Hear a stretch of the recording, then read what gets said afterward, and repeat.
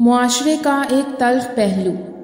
میرا داماد اتنا اچھا ہے کہ میری بیٹی کو ہر مہینے ایک سوٹ لے کر دیتا ہے، اور میرا بیٹا اتنا فضول خرچ ہے کہ ہر مہینے اپنی بیوی کو شاپنگ پہ لے کر جاتا ہے۔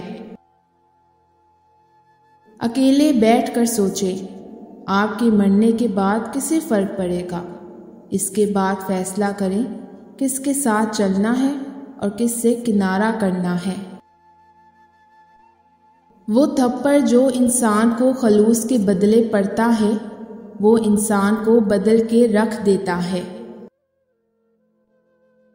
نہ جانے کتنی ہی باتیں تھی کرنے کو، مگر بے وقتی کے درد اور آنسوؤں کی بار میں لفظ اتنے چھوٹے اور کم پڑ گئے ہیں کہ کہنے کو بس اب اتنا ہی بچا ہے کہ دل تم کو کھونے پہ آمادہ ہے اب۔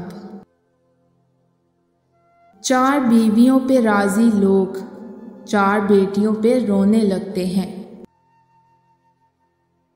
عورت تو رنگ ہے، محبت کرے گی تو آپ کے وجود کے سادہ کینوس میں بھر جائے گی، نفرت کرے گی تو آپ کو اپنے وجود کے رنگوں سے محروم کر کے بدنما کھنڈر کر دے گی۔ کوئی سیاست، کوئی عقیدہ، کوئی قانون عورت اور مرد کو دور نہیں کر سکتا۔ عورت اور مرد میں جو فاصلہ ہے، اس کو عبور کرنے کی کوشش ہر زمانے میں ہوتی رہے گی۔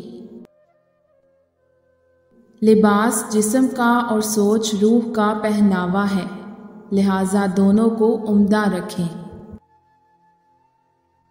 مسکراؤ کہ زندگی میں رونے کے لیے کوئی دن نہیں بنا۔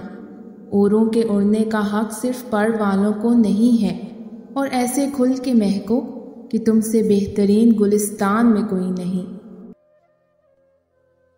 وفادار انسان پانی کے کنارے پر موجود اس گھاس کی طرح ہوتا ہے جو تھامنے پہ یا تو ڈوبنے والے کو بچا لیتی ہے یا پھر اکھڑ کر اس کے ساتھ ہی ڈوب جاتی ہے۔